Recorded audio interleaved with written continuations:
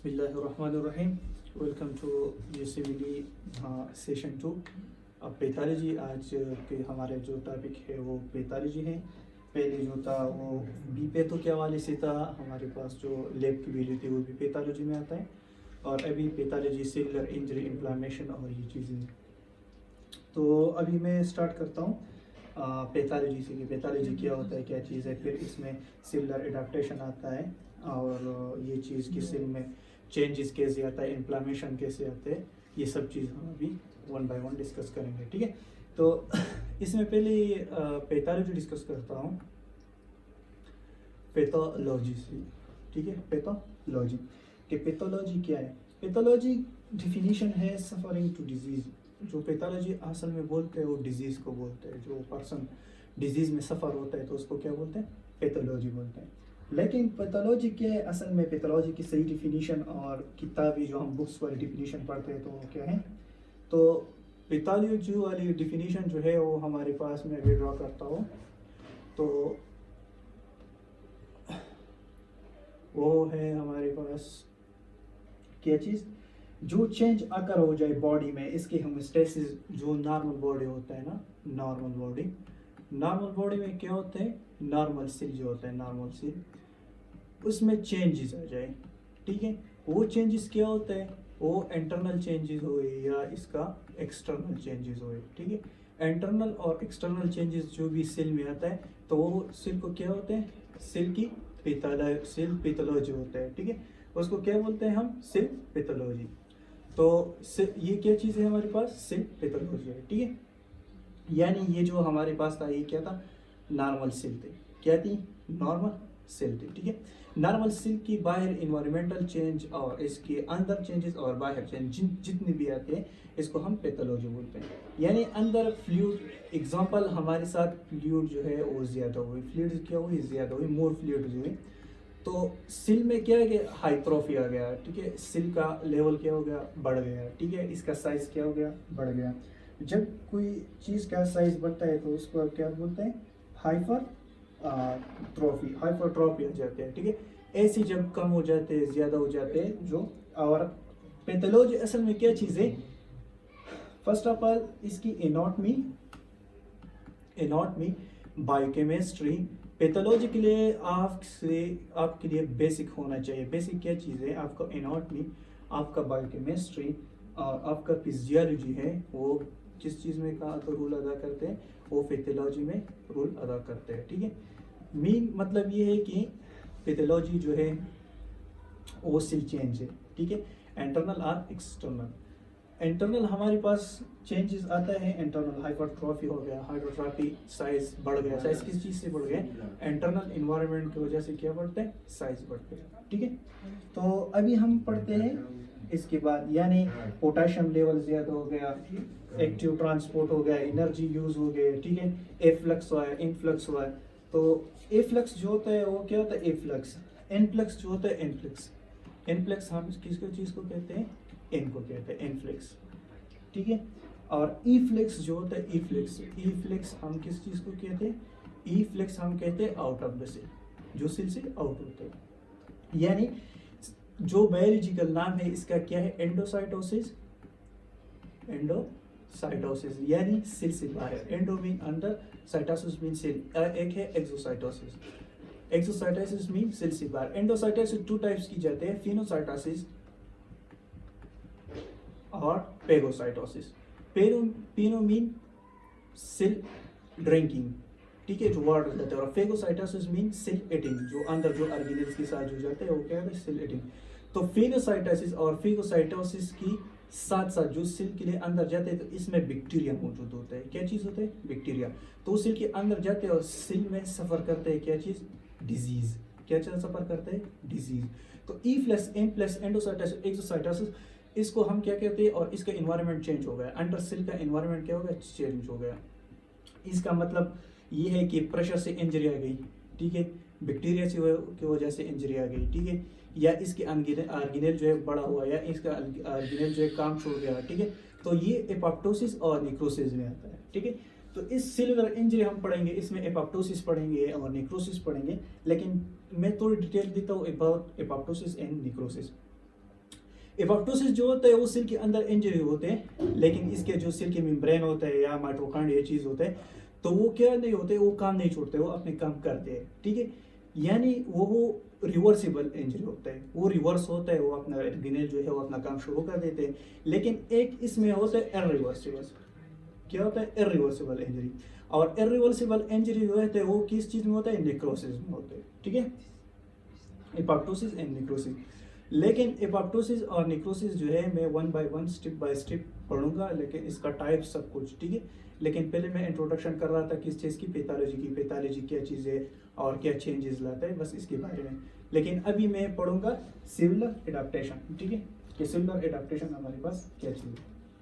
तो cellular adaptation से start करते हैं।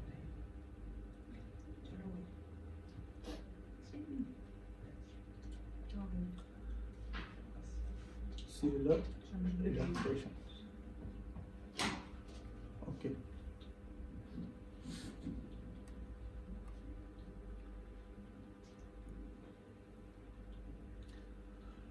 Okay. Cellular changes, cellular adaptation and cellular injury.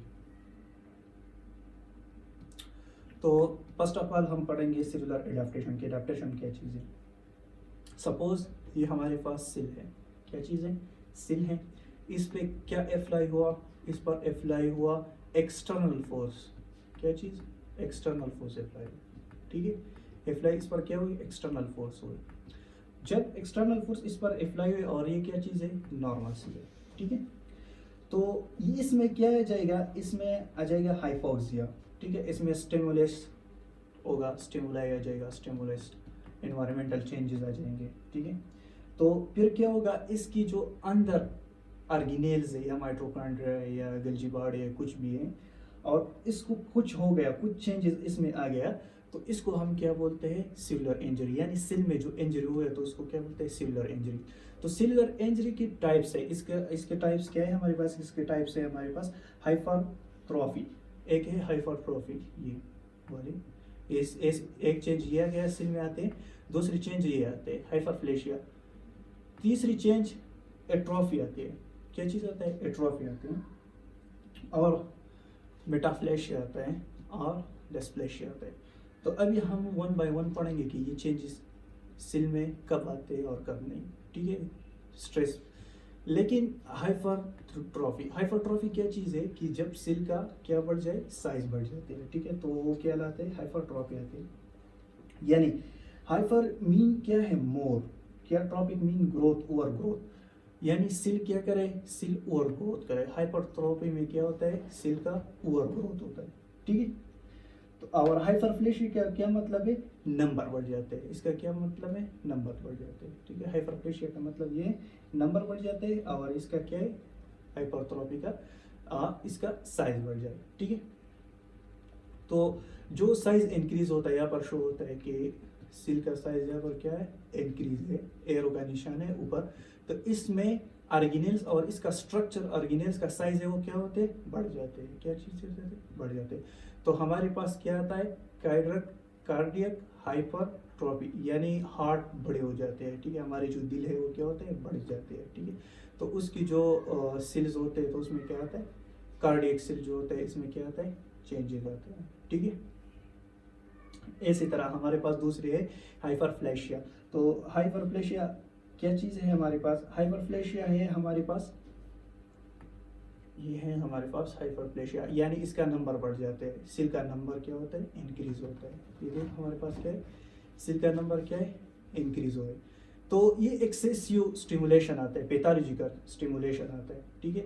और इसमें क्या आता है, हाइपरप्लेशिया तब होता है जब पेशेंट को कैंसर हो जाते हैं, यानी इसका साइज क्या होता है, कैंसर में इसका पेशेंट का जो सेल का साइज होता है वो क्या होता है, बढ़ जाते हैं, ठीक है।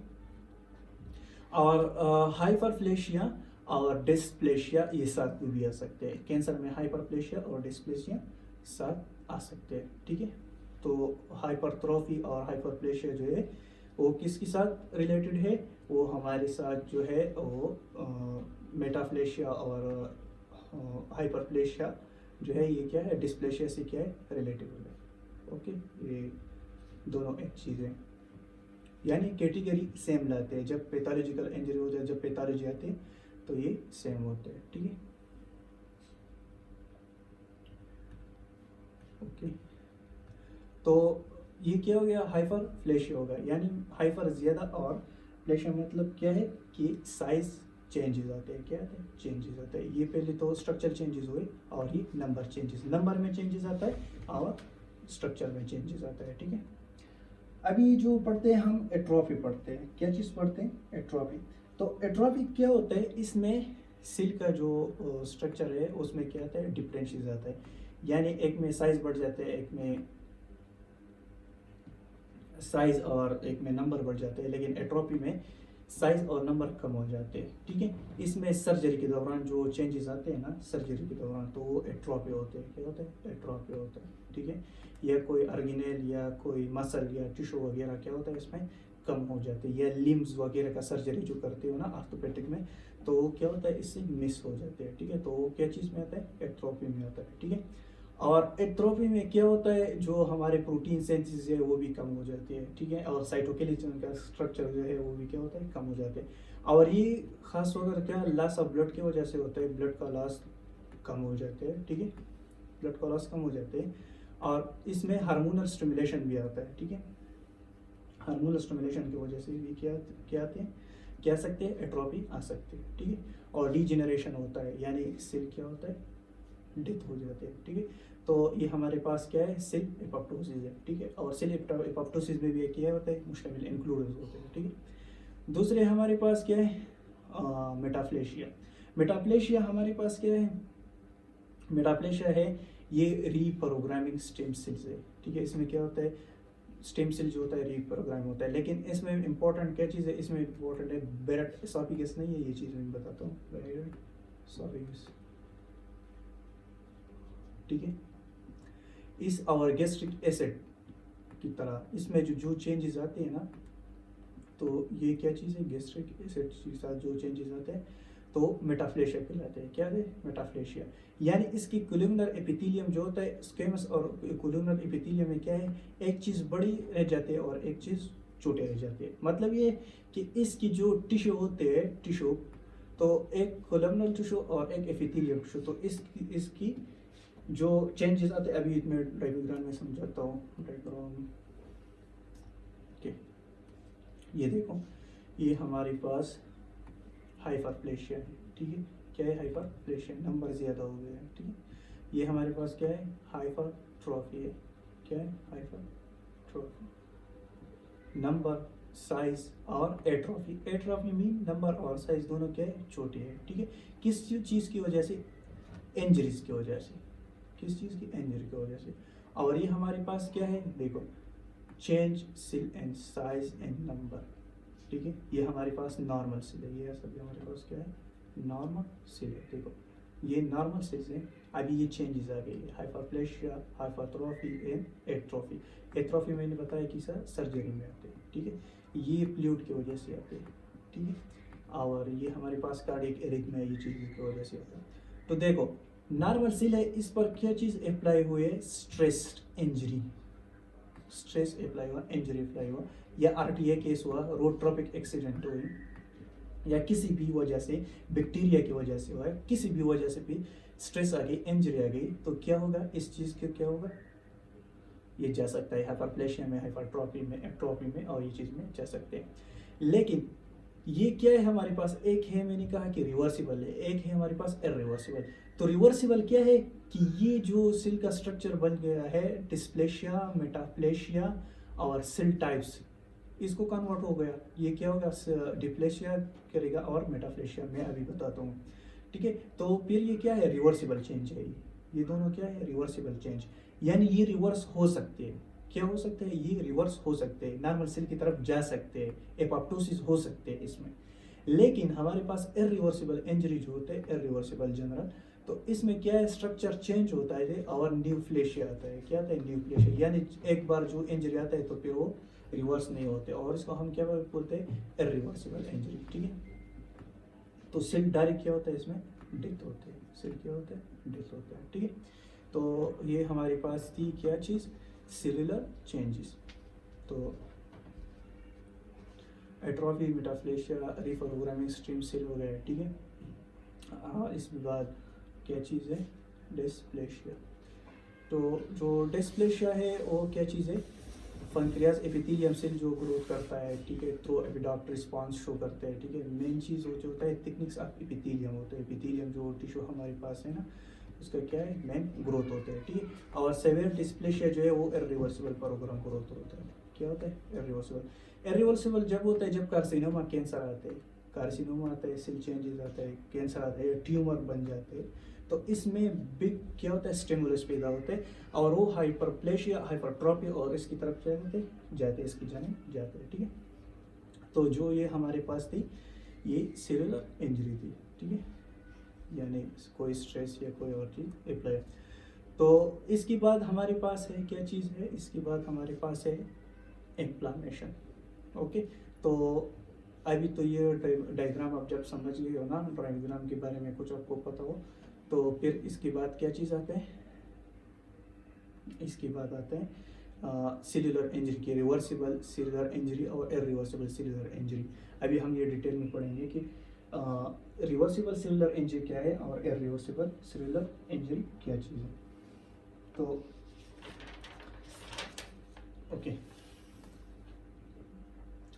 तो हमारे पास जो एटीपी का लेवल होता है रिवर्सिबल में, वो क्या होता है, डिक्रीज होता है। कैल्शियम का लेवल क्या है, इसमें कैल्शियम का जो एक्टिविटी है वो कम हो जाते हैं और NS सोडियम के पंप जो है वो क्या होता है, पंप करते हैं। यानी मतलब ये सेल है हमारे पास, ठीक है, एक बताता हूँ सेल है, और यहाँ पर हमारे पास क्या है, सोडियम आयन मौजूद है, ठीक है, सोडियम आयन मौजूद है। और ये क्या है, सेलुलर चेंजेस इसमें आ गया, क्या आ गया, सेलुलर चेंजेस आ गया, ठीक है। जब सेलुलर चेंजेस यहाँ पर आते हैं तो इसके साथ वाटर नहीं है ना, इसके साथ वाटर नहीं है, इससे वाटर क्या हुआ है, लॉस हुआ है। वाटर क्या है, H2O क्या है, इससे लॉस हुआ है, H2O इससे लॉस हुआ है, ठीक है। लेकिन इसके अंदर क्या है, H2O होते हैं, इसकी सोडियम के साथ क्या होते हैं, H2O होते हैं। तो ये सोडियम इस H के साथ क्या करते हैं, रिएक्शन करते हैं, एक पॉजिटिव आयन और एक दूसरे के साथ क्या करते हैं, एक पॉजिटिव आयन बनाते हैं, ठीक है। और ये क्या होता है, H2H डबल हो जाते हैं, H पॉजिटिव क्या हो जाता है, H डबल हो जाते हैं, और डबल के साथ H4 आ जाते हैं, क्या जाते हैं, H4 आते हैं। और जब ये H4 आती है तो फिर क्या होता है, एसिडिक बन जाते हैं, क्या हो जाते हैं, एसिडिक। तो इसमें एक चेंजेस और आ गया है कि इन्वायरमेंट इसका क्या हुआ, एसिडिक हो गया, ठीक है। तो फिर इस एसिडिक के लिए ख़त्म करने के लिए मैं बताता हूँ कि प्रोटॉन पंप इनहिबिटर लेते हैं, ऐसे हैं जो ओमेप्राजोल होते हैं। तो प्रोटॉन पंप इनहिबिटर क्या करते हैं कि चीज़ सेल से पंप करते हैं, यहाँ पर पंप होता है ना, तो ये क्या, प्रोटॉन पंप इनहिबिटर ये चीज़ क्या करते हैं, पंप करते हैं। तो जब ये दोनों चीज़ ये डबल H आयन बन जाते हैं, डबल होते हैं, पोर बन जाते हैं, तो प्रोटॉन पंप इनहिबिटर इस पर आता है, उस पर क्या होता है, ब्लॉक लग जाता है, यहाँ पर ब्लॉक। तो ये प्रोटॉन पंप इनहिबिटर होता है। पंप इनहिबिटर मतलब है कि इनहिबिट करता है इस चीज़ को, पंप को क्या करता है, इनहिबिट करता है। जब इसको इनहिबिट कर दिया तो H2O आयन दोनों जो है वो क्या होगी, बाहर निकल जाएंगे, ठीक है, और सेल का एसिडिटी क्या होगा, कवर हो जाएगा, ठीक है। तो इसलिए मैंने थोड़ी चेंजेस बताई कि ये पंप कैसे करते हैं, सोडियम आयन, पोटाशियम आयन, यही चीज़। और बताता हूँ, इसमें जब सोडियम बढ़ जाते हैं तो हाइपरनेट्रीमिया, हाइपरकैल्सीमिया, ठीक है, तो ये चीज़ क्या होता है, स्टार्ट होता है। अभी हाइपरकैल्सीमिया के बारे में थोड़ा बताता हूँ कि हाइपरकैल्सीमिया कैसे होते हैं, ठीक है। और हमारे जो थायराइड और प्लाज्मा मेम्ब्रेन का जो फंक्शन होता है वो कैसे डिस्टर्ब होता है, कैसे स्टार्ट होते हैं। तो कैल्शियम के बारे में ये बताऊंगा कि विटामिन D3 जो हम इसको कहते हैं, विटामिन डी, ठीक है, विटामिन D3, विटामिन डी के बारे में मैं थोड़ा आगाही दूंगा भी कि विटामिन D3 और ये क्या चीज़ है। ओके, सन हमारे पास क्या है, सन है, ठीक है, सूरज। ये क्या क्या करते हैं, ये इसमें अंदर क्या होता है, विटामिन D3 होता है, क्या होता है, विटामिन डी हम जो इसके कहते हैं।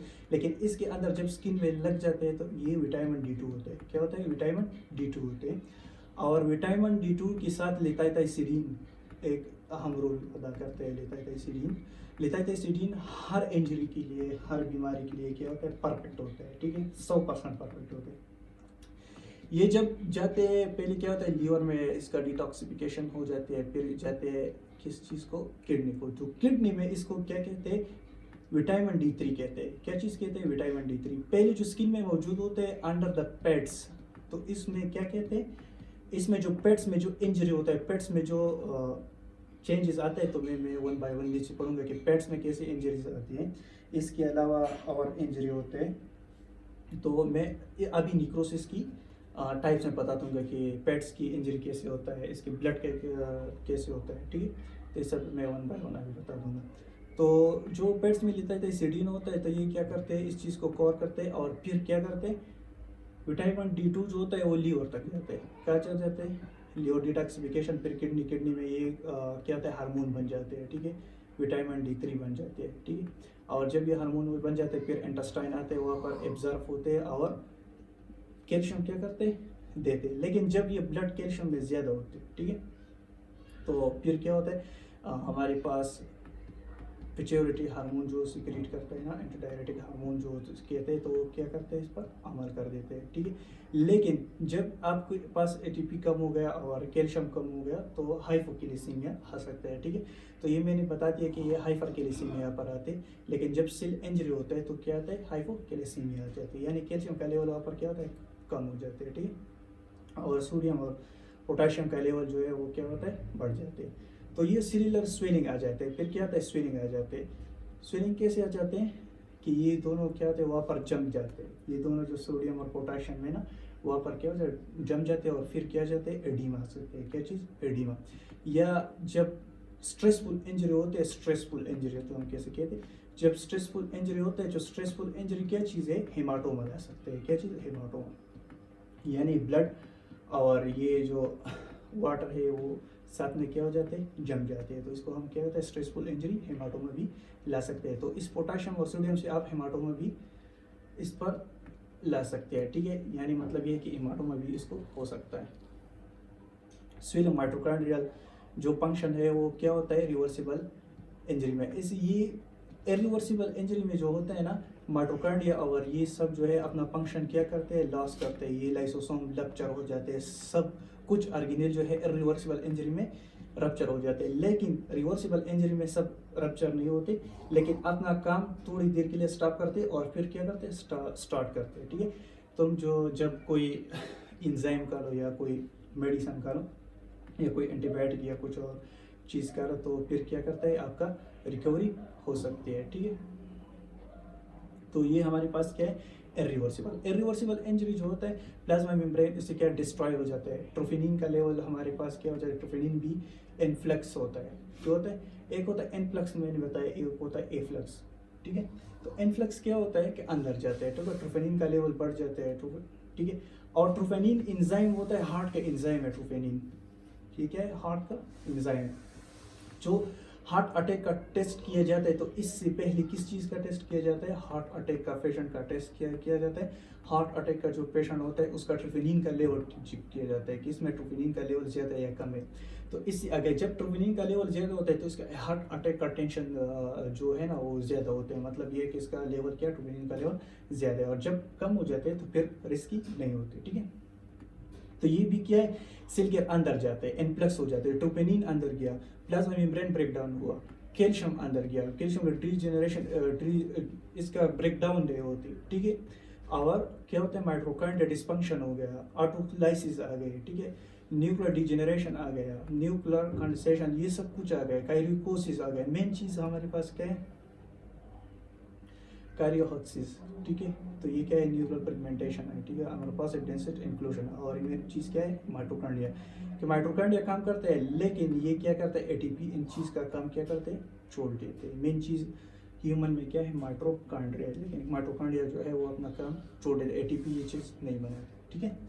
तो इसलिए इसमें क्या आता है, हाँ, माइटोकॉन्ड्रिया मोस्ट इंपॉर्टेंट रूल जो होता है वो किस चीज़ होता है, साइटोक्रोम का होता है। मेन रूल जो होता है एपोप्टोसिस में।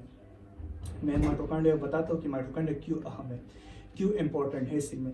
तो माइटोकॉन्ड्रिया जो है वो क्या है, साइटोक्रोम लाते हैं, मेन रोल एपोप्टोसिस में अदा करते हैं, ठीक है। इसमें ये कंटेंट मौजूद होता है, परमिएबिलिटी लाते हैं। लेकिन जब माइटोकॉन्ड्रिया का फंक्शन लॉस हो जाते हैं, फंक्शन क्या होता है, लॉस हो जाते हैं, तो साइटोक्रोम ये चीज़ जो है ये फिर क्या होता है, फिर इसका फंक्शन लॉस होता है, ठीक है, माइटोकॉन्ड्रिया अपना काम नहीं करती। तो ये हमारे पास क्या था, एक था सेलुलर इंजरी, कि एक और हो सकता है, एक था इरिवर्सिबल सेलुलर इंजरी के। इरिवर्सिबल सेलुलर इंजरी जो है वो क्या होते हैं, सेल डेथ हो जाते हैं इसमें, ठीक है। तो इसमें निक्रोसिस है, निक्रोसिस का टाइप थोड़ा मैं पढ़ूंगा, ठीक है, कि निक्रोसिस क्या चीज़ है, इसकी निक्रोसिस उसको उसकी चीज़ की निक्रोसिस क्या चेंजेस आते हैं। ओके, थोड़ा मैं ये बताता हूँ, ठीक है, कि ये क्या चीज़ है।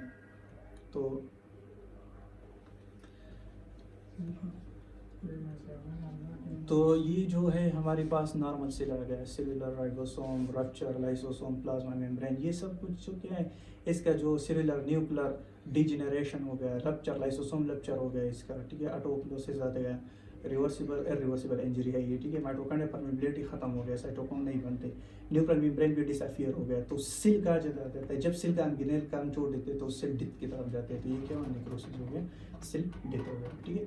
ये रिवर्सिबल या रिवर्सिबल इंजरी क्या है कि इसका छोड़ देते, लेकिन थोड़े वक्त के लिए क्या करते, छोड़ देते हैं, इस पर थोड़ा स्ट्रेस और थोड़ा चीज़ आता है, लेकिन बाद में ये काम क्या करते हैं, स्टार्ट कर देते हैं, इसमें मेम्ब्रेन, न्यूक्लियर मेम्ब्रेन, न्यूक्रोमेटिन क्लबिंग, ये चीज़ होते काम शुरू कर देते।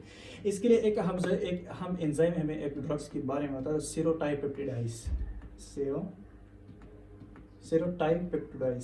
सेरोटाइपेप्टिडाइज जो है डेंजीन के नाम से आता है, मशहूर ब्रांड है डेंजीन, DS के नाम से आता है, ठीक है। तो फिर ये क्या करता है कि ये रिवर्सिबल इंजरी को आसान बनाते हैं, ठीक है, इजी बनाते हैं, और ये क्या काम करते हैं, ये स्ट्रेसफुल इंजरी जो होता है ये ख़त्म कर लेते हैं, ठीक है। और फिर क्या होता है, ये चीज़ स्टार्ट होती है। इरिवर्सिबल इंजरी में ड्रग्स हम देते हैं, लेकिन इसका सेल का जो सब कुछ होता है वो डिसअपीयर होता है और सेल डेथ की तरफ चला जाता है नेक्रोसिस के। तो अभी हम नेक्रोसिस पढ़ते हैं डिटेल से कि नेक्रोसिस क्या है, ठीक है।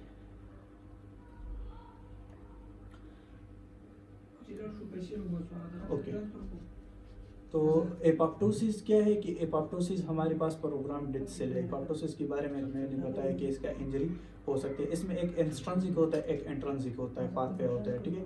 लेकिन मेन रूल्स में क्या है, एक इंट्रिंसिक पाथवे अदा करते हैं, एक एक्सट्रिंसिक पाथवे अदा करते हैं, और इसमें बाइसोफिलिक का जो लेवल होता है वो क्या होता है, इसमें कम हो जाता है, ठीक है। तो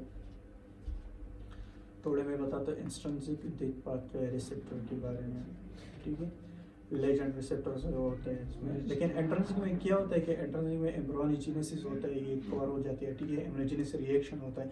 तो इम्यूनोलॉजिक रिएक्शन जो होता है वो क्या होता है, ये हमारे पास इम्यून सिस्टम जो होता है, इम्यून सिस्टम, इसमें जो